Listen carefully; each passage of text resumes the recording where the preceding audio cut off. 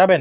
এখন আমার কিছু মন্তব্য হচ্ছে যে এই যে এআই এটা একটা ওয়েবসাইট, এটা কোথায় পাওয়া যায় সেটা আমি বলবো না, এটা কোনো অ্যাপস না, এটা কোনো অ্যাপস না, এটা কিন্তু একটা ওয়েবসাইট, ঠিক আছে? তো এই ওয়েবসাইটের কাজ কি? এই ওয়েবসাইটের কাজ, যদি ধরেন আমি একটা খয়রাতি, খয়রাতি বোঝেন, ধরেন আমার কোনো শরীরে জামা নাই, ধরেন ছিঁড়া একটা জামা, ঠিক আছে, চেহারা কেমন, নাই চশমা নাই কিছু, এই এরকম না, সাধারণ মানে সাধারণ একটা মানুষ কিন্তু আমি, কিন্তু এই এআই এরকম একটা অ্যাপস যে আমাকে, নায়ক শাহরুখ খান চিনেন, শাহরুখ খান বডি ফিগার চিনেন না, সেই বডি ফিগারওয়ালা মানুষ আমাকে বানিয়ে ফেলতে পারবে জাস্ট একটা ক্লিক, জাস্ট একটা ক্লিকের মাধ্যমে।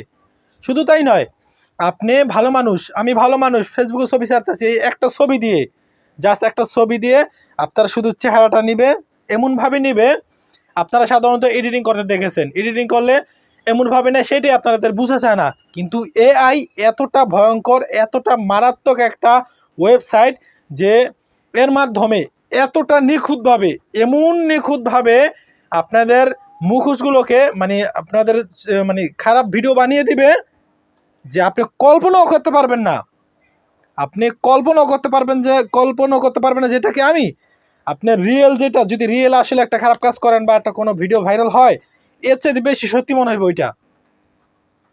কেমন ও কতটা ভয়ঙ্কর চিন্তা করে দেখেন তো। এই যে বর্তমান সময়ে দেখি অমুকের লিঙ্ক ভাইরাল হয়েছে, ওই নায়িকার লিঙ্ক ভাইরাল হয়েছে, অমুকের সেলিব্রিটির লিঙ্ক ভাইরাল হয়েছে, অমুকের এটা ভাইরাল হয়েছে, এই কি জন্য এমনি লিঙ্ক ভাইরাল হয়ে যান না? এই ভয়ঙ্কর, এই ভয়ঙ্কর এগুলো ইহুদি খ্রিস্টানরা কিভাবে দেখেন আজকে মানুষের মধ্যে ফাঁসা সৃষ্টি করে, ঝগড়া সৃষ্টি কিভাবে করতেছে দেখেন তো। চিন্তা ভাবনা করা যায় একবার, চিন্তা করলেও মাথা নষ্ট হয়ে যায় দর্শক। এই যে এআই, এই ওয়েবসাইট, এটা দিয়ে হয়তো এখন পর্যন্ত অনেক ইউটিউবাররা যারা টেকনোলজি নিয়ে কাজ করে বা টেক নিয়ে কাজ করে, তারা এই বিষয়টা বলেছে, কিন্তু খারাপ দিকটা এখন পর্যন্ত তারা কিন্তু বলে নাই, তারা বলেছে ভালো দিকটা। ভালো দিক কেমন? ওই যে আমি বললাম শুরুতে যে আমি হয়েছি নায়ক পাতলা খান, শাপিক খান, গরিবের শাপিক খান ধরেন আমি, কিন্তু আমাকে জাস্ট একটা চেহারাটা কেটে নিয়ে আমাকে শাহরুখ খান বানিয়ে দিতে পারবে এই এআইয়ের মাধ্যমে। মানে যে কোনো, ধরেন আমি একটা পাঞ্জাবি গায়ে দিয়েছি, এখন পাঞ্জাবি গায়ে দেওয়া আছে, আমাকে এই মুহূর্তে যদি বলি টাই প্যান্ট শার্ট পরা এখন যুবক, টাকা যুবক বানিয়ে দাও, সাথে সাথে সাথে সাথে জাস্ট একটা ক্লিক করতে দেরি, 1 সেকেন্ডও তো সময় লাগবে না। কি মনে করছেন আপনি?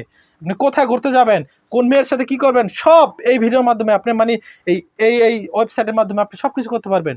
কতটা ভয়ঙ্কর চিন্তা করে দেখেন তো।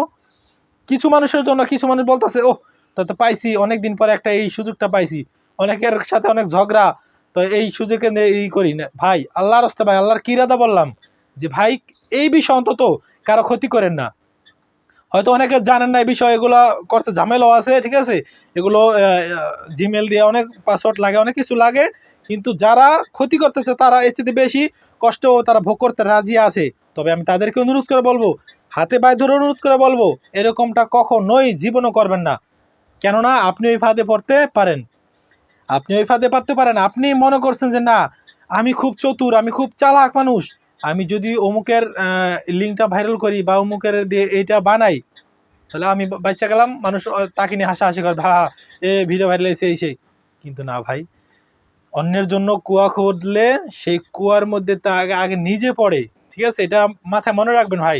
আবু জাহেল কিন্তু বিশ্বনবী সাল্লাল্লাহু আলাইহি ওয়াসাল্লামের জন্য কুয়া খুঁড়েছিল, কুয়া খনন করেছিল, আর সেই কুয়ার মধ্যে সে আগে নিজে পড়ছে, কিন্তু রাসূল সাল্লাল্লাহু আলাইহি ওয়াসাল্লাম পড়ে নাই।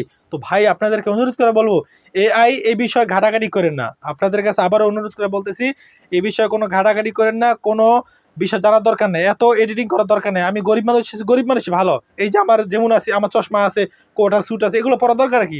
আপনাদের সাথে যে আমি জাস্ট 10 জন মানুষের সাথে যেভাবে সামনাসামনি চলাফেরা করি, আপনাদের সাথে একইভাবে চলাফেরা করতেছি। অন্য মানুষের কাছে গেলে আমি মাথাটা হাসড়াই যাই, কিন্তু দেখেন আমার মাথাটা হাসড়ানো নাই।